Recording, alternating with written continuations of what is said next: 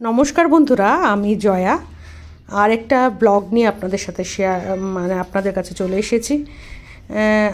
একদিন পর পর আমি এই ব্লগটা আপনাদের সাথে শেয়ার করব, যেটা আমি আমার ডেলি লাইফস্টাইল আমি কি করি। রোজ আমি দিতে পারবো না, কিন্তু আমি চেষ্টা করবো একদিন পর পর দেওয়ার। তাই জন্য প্রথমে আমি দেখাচ্ছি, এখানে আজকে আমি ব্রেকফাস্টের জন্য লুচি বানিয়েছিলাম সাদা আলুর তরকারি, আর বানিয়েছিলাম সেমাই। ঠিক আছে, এটাই ছিল আজকের ব্রেকফাস্টের রেসিপি। আর যেহেতু আমার অফিস আছে, আমাকে সব রেডি করে তাড়াতাড়ি বেরোতে হয়, ওই জন্য তাড়াতাড়ি করার চেষ্টা করি। সাদা আলুর তরকারিটা কালো জিরে কাঁচা শুকনো লঙ্কা ফোড়ন দিয়ে করেছিলাম, আর এটা সেমাইয়ের পায়েস করেছি।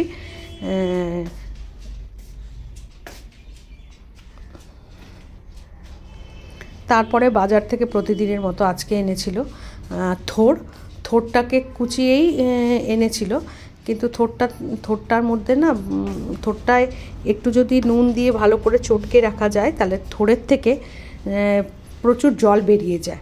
ওই জন্য আমি নুন দিয়ে ভালো করে থোড়টাকে ভালো করে চটকে 10 মিনিটের জন্য রেখে দিয়েছিলাম। আর কড়াইতে তেল আর শুকনো লঙ্কা ফোড়ন দিয়ে দিয়েছিলাম।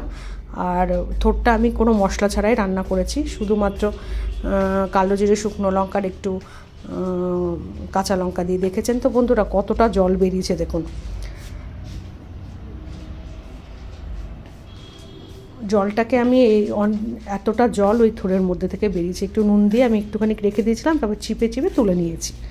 এবার ওই তেলের মধ্যেই থোড়টাকে আমি একটু ভাজা করব, ওই জন্য পুরো ছেড়ে দিলাম থোড়টাকে। এর মধ্যে একটু নুন হলুদ সামান্য মিষ্টি দিয়ে একটু নাড়াচাড়া করে একটু ধনে গুঁড়ো একটু জিরে গুঁড়ো দিয়েছি। এমনি অন্য কোনো বাটা মশলা আমি এখানে ইউজ করিনি। এটাকে ভাজতে যখন এটা দলা পাকিয়ে আসবে, তখনই বোঝা যায় যে এটা পুরো রেডি হয়ে গেছে। ঠিক আছে, আর নামানোর আগে একটুখানি ঘি সামান্য গরম মশলা, আপনারা এটা অ্যাজ পার ইয়োর চয়েস আপনারা দিতেও পারেন, না দিতেও পারেন। একটু সামান্য ঘি আর একটু গরম মশলা আমি দিয়ে এটা নামিয়ে নিয়েছিলাম। এটা করেছিলাম আজকে থোড় ঘন্ট। আর এর মধ্যে আমার কর্তামশাই ফল দিয়ে গেছে। এত ফলগুলো আমি আর আমার হাজব্যান্ড এই ফল কেটে নিয়েছি দুজনে মিলে খাবো বলে।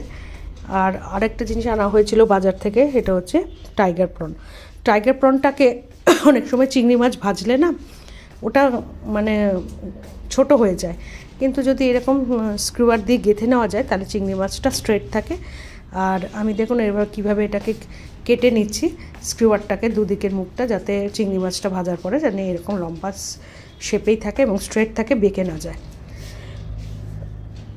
এরকম সমস্ত মাছগুলোকে আমি স্ক্রুয়ারের সাহায্যে গেঁথে নিয়েছিলাম।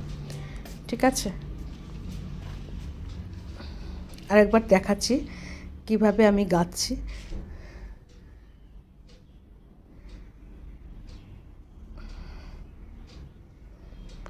স্ক্রুয়ার দিয়ে গাঁথার পরে মাছগুলোকে নুন হলুদ মাখিয়ে নিয়েছিলাম। আর এই সময় না হাত দিয়ে মাখতে যাবেন না, তাহলে ওই কাঠির খোঁচা হাতে লাগতে পারে এবং ব্যথা করবে।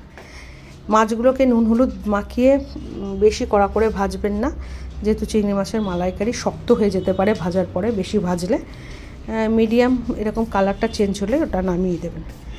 আর এখানে আমি কিছু মশলা রেডি করে নিয়েছিলাম। এই তেল মাছ ভাজার পরে ওই তেলের মধ্যেই আমি একটু গোটা গরম মশলা ফোড়ন দিয়ে দিয়েছিলাম, এলাচ দারচিনি তেজপাতা ফোড়ন দিয়ে এখানে একটু পেঁয়াজ বাটা দিয়েছিলাম, একটুখানি পেঁয়াজ বাটা, আদা বাটা, কাঁচা লঙ্কা বাটা। আর এখানে আমি পুরোটাই নারকেলের দুধ দিয়ে করেছি, কোনো জল এখানে ইউজ করিনি। মশলাটাকে ভালো করে কষিয়ে নিয়ে যতক্ষণ না পর্যন্ত মশলাটা থেকে তেল রিলিজ না করছে, ততক্ষণ পর্যন্ত মশলাটাকে ভালো করে কষাতে হবে। আর এখানে আমি নারকেলের দুধ দিয়ে আবার কষালাম। আর নারকেলের দুধ দিয়ে আমি বন্ধুরা রান্নাটা করেছি, আমি কিন্তু এখানে কোনো জল ইউজ করিনি। দুটো কাঁচা লঙ্কা চিড়ে দিয়েছিলাম, আর একটুখানি গরম মশলা দিয়ে দিয়েছিলাম, দিয়ে ভালো করে নাড়িয়ে আবার ঝোলটাকে ফুটতে দিয়েছিলাম। ঝোলটা যখন ফুটে উঠেছিল, তখন তার মধ্যে মাছগুলো আমি দিয়ে দিয়েছিলাম।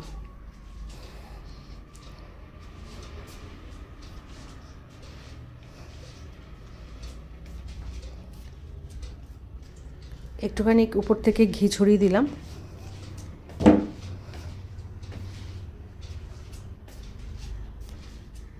রেডি হয়ে গেল চিংড়ি মাছের মালাইকারি। এবার এই রান্না করে এবার আমার অফিসের উদ্দেশ্যে বেরোতে হবে। রান্না রেডি করে, ব্রেকফাস্ট রান্না রেডি করে আমি চলে গেছিলাম, এটা শোভাবাজার মেট্রো স্টেশন। এই শোভাবাজার মেট্রো স্টেশন আজকে আমার অফিসের মিটিং ছিল। টিকিট কেটে ট্রেনের জন্য স্টেশনে দাঁড়িয়ে রয়েছি, কখন ট্রেন আসবে, কারণ মিটিং আমার 2:30-র সময় ছিল। আমি বাড়ির থেকে এই 1:15-20 নাগাদ বেরিয়েছিলাম, যেহেতু আমি সল্টলেকে থাকি। এই যে দাঁড়িয়ে আছি কখন ট্রেন আসবে, ট্রেন ধরে মানে মেট্রোতে গেলে কি হয়, খুব তাড়াতাড়ি পৌঁছে যাওয়া যায়, আর গাড়ি নিয়ে গেলে প্রচণ্ড জ্যাম থাকে। ঠিক টাইম, যেহেতু মিটিংয়ের ব্যাপার, টাইমে পৌঁছানোটা খুব নেসেসারি। দেখতে দেখতে ট্রেন চলে এসেছে, ট্রেনের আলো দেখা যাচ্ছে, বন্ধুরা দেখতেই পাচ্ছেন। আমি শোভাবাজার সুতানুটি থেকে উঠি মেট্রোতে, যেহেতু আমি সল্টলেকে থাকি, ওই জন্য শোভাবাজার মেট্রোটা আমার কাছে হয়। এই যে মিটিংয়ে দেখুন, সবার আগেই আমি এসে গেছি, দেখুন চেয়ার পুরো ফাঁকা, তখনও পর্যন্ত কেউ আসেনি, আমি একা প্রথমে মিটিংয়ে এসেছি, নিশ্চিন্ত, মানে দেরির ভয় নেই। এই যে দেখুন আমি একা, পুরো মিটিং হলে দেখুন আমি একা বসে রয়েছি, দেখেছেন? মানে আমার খুব টেনশন হয়, কারণ মিটিংয়ে একটা ইম্পর্টেন্ট মিটিং থাকে, মাসে একটাই মিটিং হয়। মিটিংটায় ঠিক টাইমে না পৌঁছলে আমার খারাপ লাগে। একে একে এখন সবাই ঢুকছে, মিটিং স্টার্ট হওয়ার পালা। মিটিং শেষ হয়েও গেছে। মিটিং শেষ হয়ে যে বাইরে বেরিয়ে এসেছি, বাইরে বেরিয়ে এসে একটু স্যারেদের সাথে কথা, মানে কিছু দরকারি কথা ছিল, সেইগুলো বলে নিয়ে এখন বাড়ি ফেরার পালা। এখনও পর্যন্ত অফিসেই ছিলাম, তখন প্রায় 6:30 বাজে সন্ধে, তখন পর্যন্ত অফিসেই ছিলাম। মিটিং শেষ হওয়ার পর আবার মেট্রো স্টেশনে চলে আসলাম, ট্রেন ধরবো। মেট্রো স্টেশন করে আবার শোভাবাজার সুতানুটি স্টেশনে নেমে পড়লাম। বাড়িতে এসে দেখি হাজব্যান্ড ফুচকা নিয়ে হাজির। দেখুন কত বড় বড় ফুচকা। একটু ফ্রেশ হয়ে, হাত পা ধুয়ে, জামা কাপড় চেঞ্জ করে ফুচকা খেতে বসে পড়লাম। বন্ধুরা, এটা আপনারা অনেকে গোলগাপ্পা বা পানিপুরি বলেন, ফুচকা আমার খুব ভালো লাগে খেতে। এই ছিল আজকের সারাদিনের আমার, মানে সারাদিন আমি কি করলাম সেটার ভিডিও আপনাদের সাথে শেয়ার করলাম। এই দেখুন পুরো ফুচকার একটা ভিডিওটা কেমন লাগলো জানাবেন, ভালো লাগলে লাইক কমেন্ট করে দেবেন।